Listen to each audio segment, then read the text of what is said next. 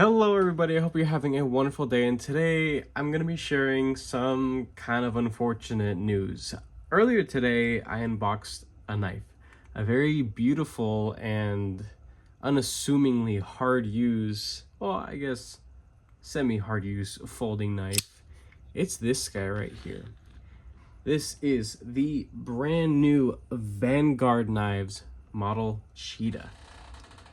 This is a looker. It really is. This is a really good looking knife and it feels incredible in hand. I love the overall design. It's everything about this is just stocky and sturdy feeling, to the thickness of the blade behind the edge, the pocket clip. There are a couple little things here and there that I really do appreciate that a lot of other designers and manufacturers kind of skip over.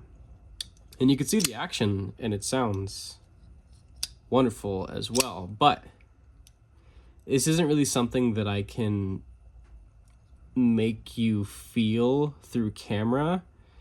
But this pivot is one of the crunchiest, one of the most poorly machined pivots I have ever experienced in any price category.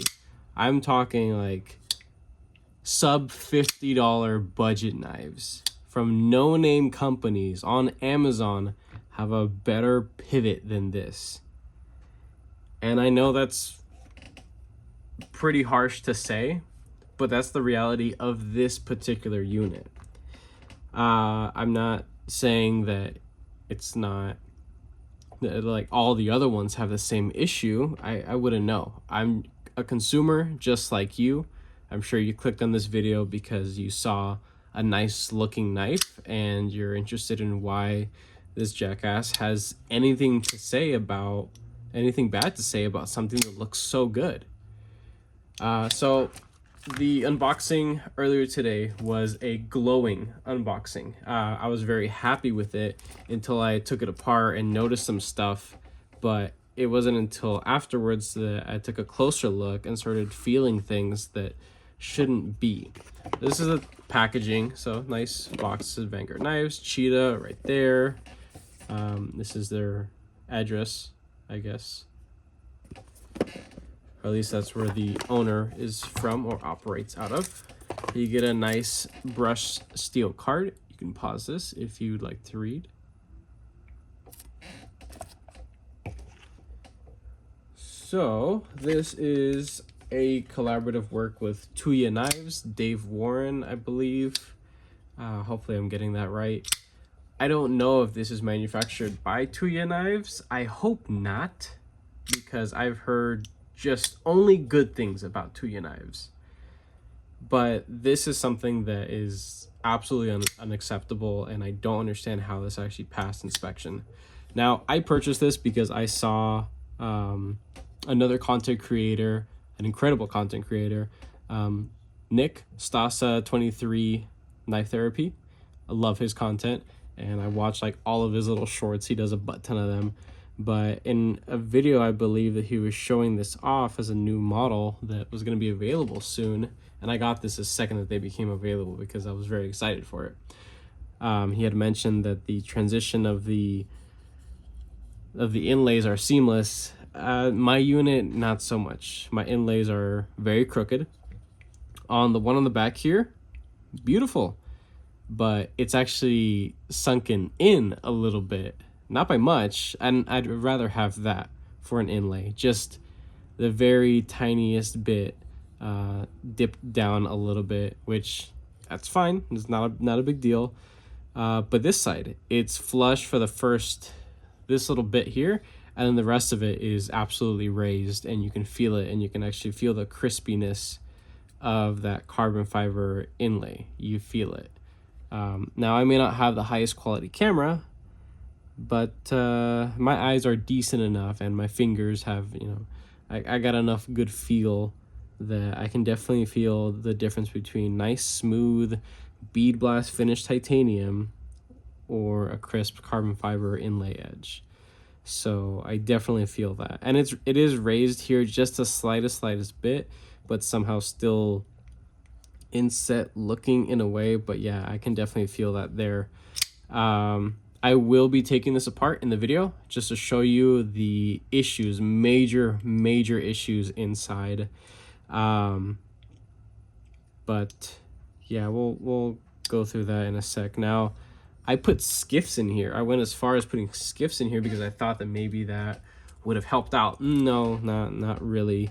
It's not so much the quality of the bearings that they use, and these are the size of bearings: 6mm pivot, 3/64. So that's those, and I had some Skiffs. I put them in here to hopefully help with the action, but it's not the surface of where the bearings ride on, and they do have hardened steel racers, which is wonderful. I love it. So it's not just bearing on titanium, which would most likely, you know, dent or divot if you tighten the pivot too much. So I definitely appreciate that. In my opinion, this is just me, major design flaw, why two very lengthy T6s, and they are hardened steel, yeah, hardened steel T6s, but it is squared off and captured. You could have just used one large T8, which does inspire more confidence to the consumer, you know, people like me, right? And this is where the fun happens. So the pivot, if I can show this well enough, the tooling on this side, the depth of where the actual hex bit goes in, T8, right? Perfect, looks good on this side. The other side, not so much. It's about half the depth. So I thought in my unboxing, oh, so it may not be a D-shaped pivot. I would hope that it is, but you know what? I've handled plenty of higher end knives that have free spinning pivots, unfortunately. It's just the OEM or whoever's designing it. Maybe they just don't care for it, right? But a D-shaped pivot can hinder a little bit if improperly machined, the overall action, but eventually it's, you know, it breaks in, right? And this is a brand new knife. I've had it for, you know, less than 4 hours. But we're gonna go ahead and open this up, and I got this on DLT Trading. It was $250.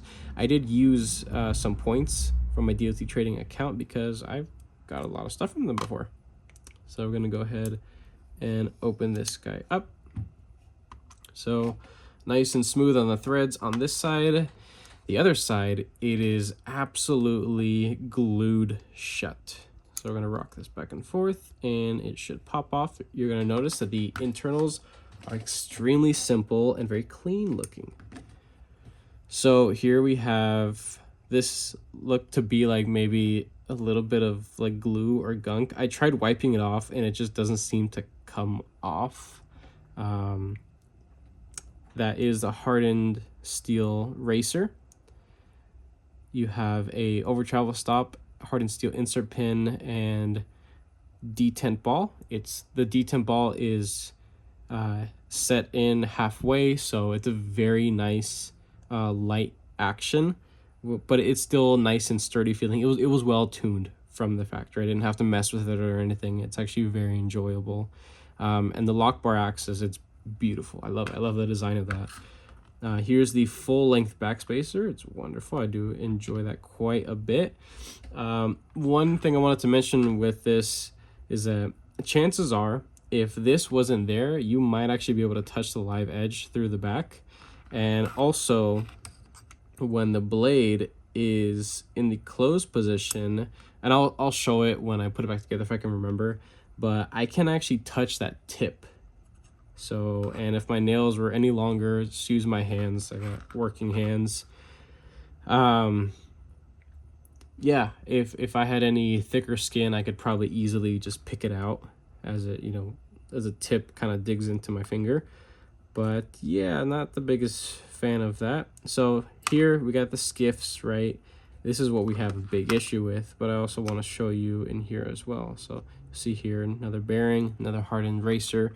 They were not glued in, which I'm thankful for. They were just hanging out. This is the pivot. Let me give this guy a little wipe so you guys can see. So nice D-shaped pivot, good size, 6mm. That's nice. Those little lines and stuff are from, the pivot of the blade, rubbing on it. And there's a nice flat spot right there. There's no jagged edge. It's nicely machined. But if you notice, there is quite a gap that's maybe in relation to, talking about pivots. Yeah, that's a gap for sure right there. I can't tighten that down without stripping the pivot, which is really unfortunate. I can't even get my bit down in far enough to get a crisp bite, and this is a fresh T8. This is a Weeha T8. So let me go ahead and just wipe down the pivot a little bit, and I'm hoping that I get a couple little frays of my yellow cloth to show you. No, not really. But okay, where is it? So this is the machine portion of the blade.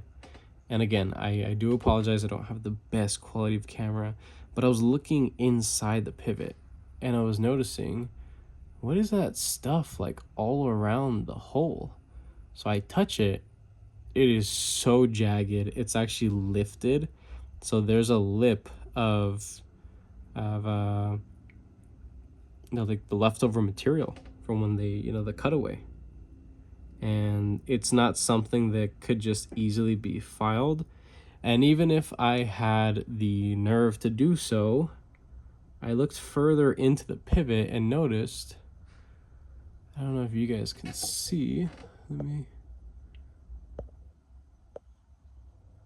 see if I can do something about the light. Well, if you look in the pivot, you can see the polished portion. It only goes halfway up inside. See how like this on the outside here is polished? If you look inside the pivot, you'll see a line of reflective light. That line only travels up halfway because when the blank was cut for this, they removed too much material. So basically, when you look within the pivot, within the pivot, one side is perfectly flush and polished and riding on the pivot itself, and then the other side has too much material removed. So Skiffs are known for giving better side-to-side stability because they are walled on both sides. It's a solid piece of bronze versus typical bearings, and these were the ones that were installed, which is they're stamped. They're still quality. I do enjoy these quite a bit. I have them on plenty of my knives, ones that I haven't put skiffs in yet because it's, it adds up after a while. But some people argue, oh, put the flat side versus the open side. It doesn't really make much of a difference, but I've noticed, at least in some models, some of them, that the flat side up against, and I mean the closed side, the flat side up against the actual blade itself allows for a little bit more smoothness. Typically, it doesn't matter. In a well-made, well-machined knife, doesn't really matter. But this, it has zero excuse to have these issues. So I'm going to go ahead and just request to DLT Trading to return this because I can't say anything good about it besides the fact that it looks really good. It just wasn't made good. I don't know how this passed inspection. This is an absolute whoopsie, holy crap. And maybe the average person wouldn't notice. And you know what? Maybe I'm being extremely critical, but that's $240 of my hard-earned money. I am not made of money. I work a shit ton, a lot of overtime to be able to fuel this hobby and my passion for this industry. And for $250, I've handled plenty of things well below that, around that, and way above that. And I have never seen something as bad as this. So take it however you would like, but a just completely destroyed pivot like that, or the hole to accept the actual pivot, That's not something that I'm okay with. And I guess with the studs as well, there's a gap on one side, and I can't really close that gap because then I would have to use pliers, and I don't want to mar them up because I've decided to return this. So, am I breaking return policy by taking this knife apart? I'm willing to risk that to make the content. If they tell me, hey, we can see tooling, or I mean not tooling, if we could see tool marks on the pivot, you took it apart, we cannot refund you, then they do have a policy where they would charge me to ship it back. Or I don't know how that, because I don't want this. I don't want this in my collection. It would just be a bad memory, an unfortunate experience, right? So I'm being as careful with this as possible. The marks that are on it are just because of the finish of the knife. So these things would have happened anyway to be able to discover the issues internally. But I use quality bits. I have a very steady hand, and I baby a lot of my knives. I don't hard use them. It's just cardboard and paper. That's all I go through. And I couldn't even do that with this one, which is really unfortunate because it's a beautiful looking knife. I'm gonna take the T6 out of that guy. This is a beautiful looking knife. I think it's a wonderful design. I just don't think that the manufacturer should have let this one go through. And it's unfortunate that actually, you know what? No, it is fortunate that it got to me versus someone else in the community that doesn't have a way to speak up, or maybe just didn't have the confidence to speak up. I'm a content creator, and if I burn a bridge or say something to offend somebody, that's a part of what reviewing is. And again, this wasn't given to me for free, so it's not like I'm being ungrateful or anything. I purchased this with my hard-earned overtime. Instead of being able to chill at home and spend more time with my family, I'm out there working and stuff to fuel a hobby of mine instead of, you know, doing stupid crap with my money or just being a lazy bum, right? So I'm a hard worker. I know what I deserve, and I know what you guys deserve, and it's not this. So I do not. Actually, you know what? That would be wrong of me to say, because I'm sure there are plenty of people that would still enjoy this quite a bit. You could probably throw some thick washers in here, and it would kind of mask the crispy, crunchy, jagged pivot. It might mask it, and you know what? The flatness of those thick washers, and Skiff does sell thick washers. I even thought about it for a second. I've been sitting here for like an hour just thinking, should I invest into something to possibly make this thing better, to justify keeping it in the collection and not getting my money back and spending it on something else for the channel? I thought maybe thick washers will help give it more side-to-side stability, and maybe over time help it to break in and kind of flatten those jagged edges out. And that makes sense to me. You know, that's something that would make sense to me.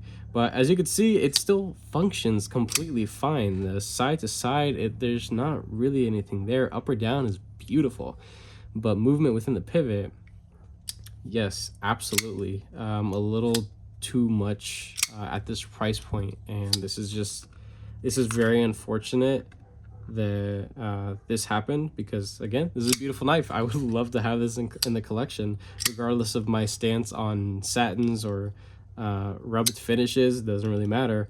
We're talking about how the item was actually made, and this is not $250 well spent. At least not to me, it isn't. I absolutely do not accept this. It's just, there's just,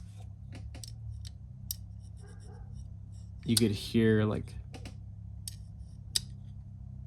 it's like this like little metallic zipper sound just grinding in there. When you go to flick it, you don't hear it because it's just happening a little too fast, and you don't feel it when actually deploying the knife.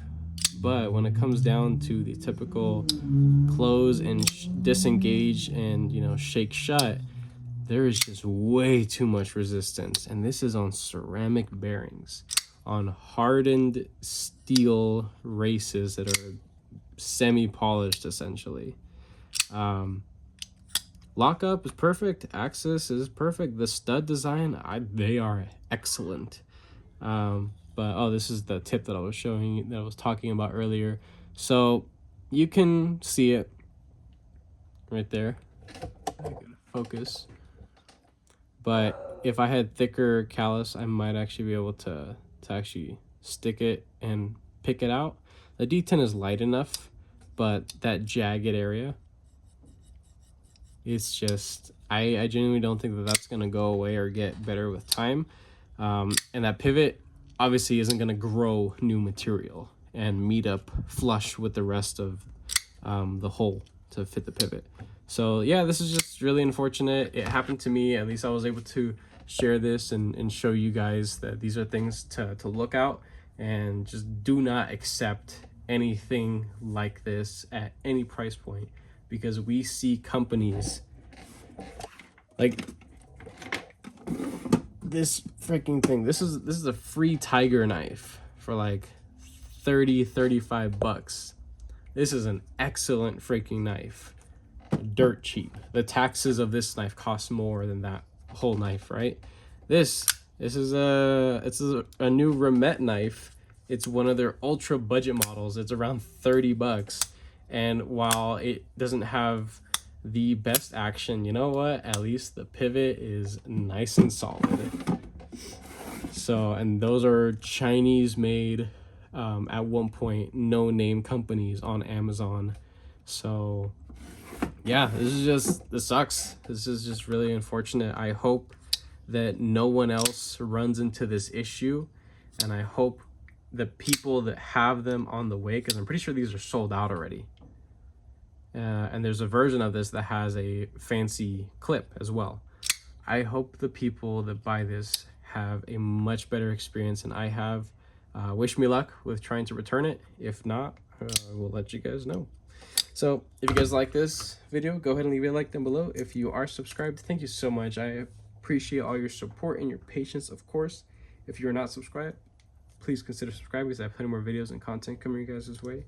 And with that being said, I hope you have a wonderful rest of your day.